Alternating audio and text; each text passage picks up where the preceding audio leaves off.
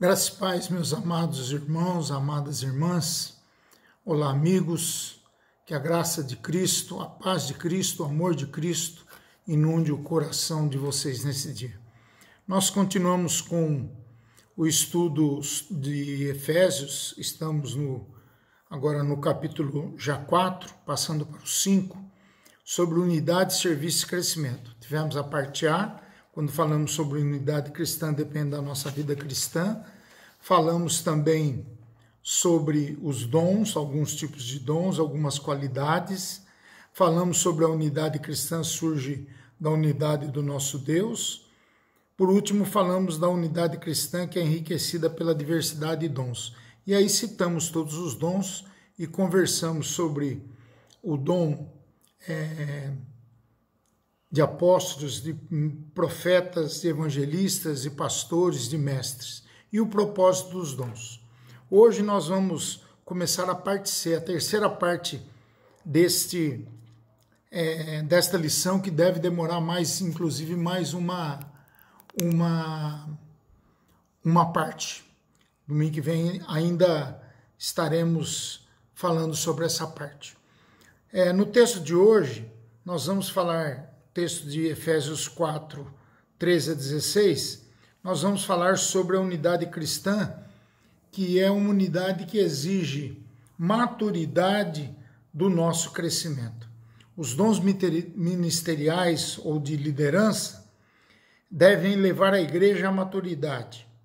E nesses versículos, você tem as seguintes características, do versículo 13 ao versículo 16. Em primeiro lugar, no versículo 13, é o do conhecimento do Filho de Deus. Conhecer melhor o Filho de Deus e tê-lo como exemplo de homem perfeito, para que nós também possamos ter essas qualidades.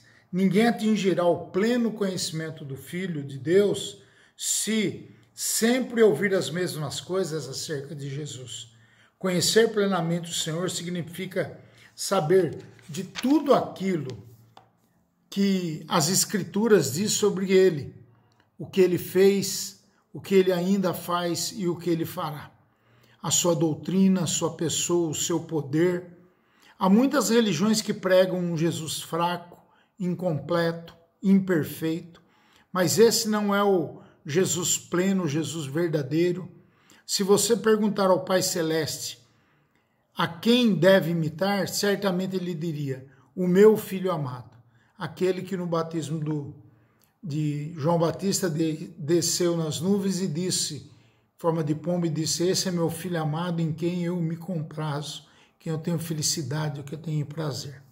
Então nós precisamos, em primeiro lugar, conhecer de Cristo. Em segundo lugar, nós precisamos ter cuidado com os ventos de doutrinas, verso 14. Ter cuidado com os ventos de doutrina. Por quê? Porque há crentes que estão sempre seguindo a última moda evangélica. Isso é muito danoso para a Igreja de Cristo, para o corpo de Cristo. O último livro da moda, o último pregador, o último cantor gospel, cuidado. Nem sempre a última moda é o último mover do Espírito Santo de Deus. Esse versículo aqui, 14, ele nos ensina que agir assim é comportar-se como meninos, agitados de um lado para outro. E quem vive de um lado para outro está, na maioria das vezes, sendo enganado pela artimanha dos homens, astutos que eles são. Portanto, o melhor é firmar-se nas mesmas coisas, nas promessas de Jesus, na doutrina, desde que estejam corretas, lógico, completas e aprofundadas. Por isso, a realidade de conhecimento de Cristo e ter cuidado com os ventos de doutrina. Nesse sentido, o terceiro ponto aqui é seguir a verdade, versículos 15 e 16. Seguir a verdade em amor e cooperar uns com os outros. Igreja é isso, meus irmãos. Igreja não pode ser uma igreja que não segue a verdade em amor, que não coopera uns com os outros. Igreja é falar a verdade em amor.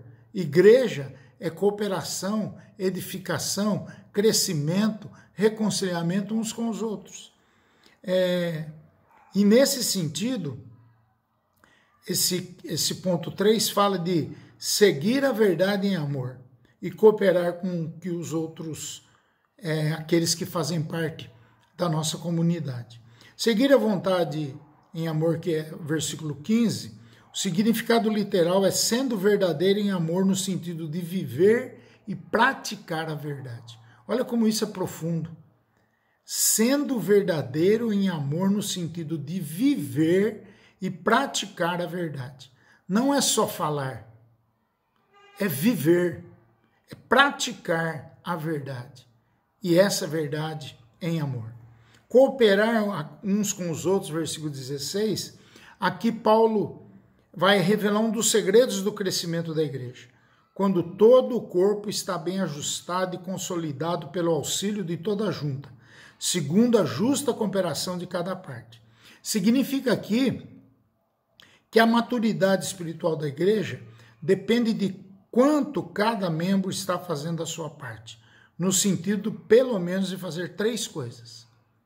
Cooperar uns com os outros, aperfeiçoamento dos outros para o serviço, conhecendo melhor o varão perfeito que Jesus é e tendo cuidado com os ventos de doutrina. Interessante isso, né? Nesse ponto 3. Seguir a verdade em amor, cooperar uns com os outros. Concluindo essa terceira parte desse texto do capítulo 4, para o apóstolo Paulo, uma igreja sadia, madura, era caracterizada por sua unidade, serviço com diversidade e crescimento pela cooperação de todos. Sua igreja, a nossa igreja, demonstra essas características de seguir a verdade, ter cuidado com os ventos de doutrina, crescer no conhecimento de Cristo Jesus. E é interessante que Paulo vai nos dar chamar a nossa atenção algumas advertências. Ele vai tentar terminar aqui esse capítulo 4 aqui, falando, não pequeis, dizendo em segundo lugar, não se ponha o sol sobre a vossa ira. Terceiro lugar, não deis lugar ao diabo.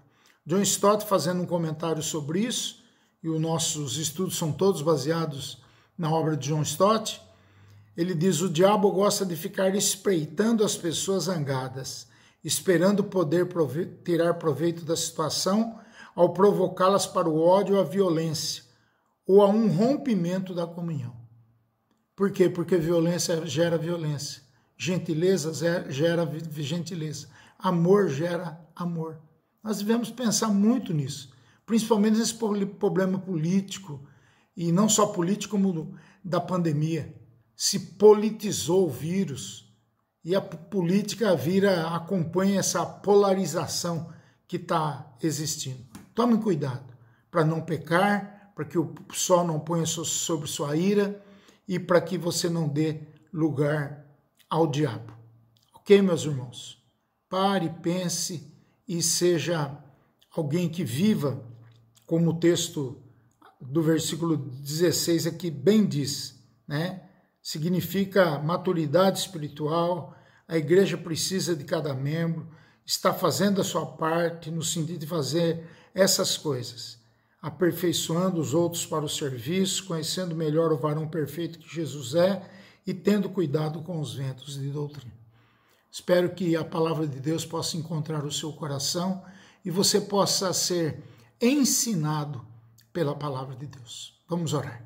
Pai, em nome de Jesus, te louvamos, te bendizemos, te adoramos e te agradecemos porque tua palavra nos ensina a buscar e conhecer mais do teu Filho Jesus Cristo. Tua palavra nos ensina a ter cuidado com os ventos de doutrina. Não é a moda que vai reger a nossa vida, mas a tua palavra, aquilo que nos direciona, que nos dá o norte. E também, Pai, para que nós possamos seguir a verdade em amor e cooperarmos uns com os outros. Para isso, nós não podemos pecar, nós temos que buscar uma vida pura, nós temos que saber que o sol não se pode pôr sobre a nossa ira, nós temos que resolver as coisas durante o dia, não deixar que o sol se ponha sobre a nossa ira. A Bíblia até nos orienta a ficarmos irados, nós podemos ficar irados, mas até o anoitecer nós precisamos colocar o nosso coração em paz. E também não dar lugar ao diabo, para que ele aproveite das nossas rixas, das nossas desavenças, e assim encontre lugar para nos atentar. Senhor, tenha misericórdia, guarda-nos, abençoe a tua igreja, abençoe todos aqueles que estão passando por dificuldades nesse momento. Abençoe, Pai, com teu amor, com a tua paz, com a tua alegria, e dá-nos, Pai, a necessidade de sermos perdoados pelo amor de Jesus e sermos abençoados com o poder e autoridade de Jesus para que possamos ter mais fé no nosso coração. Essa é a nossa oração. Pedimos por todos, em nome do Senhor Jesus. Amém.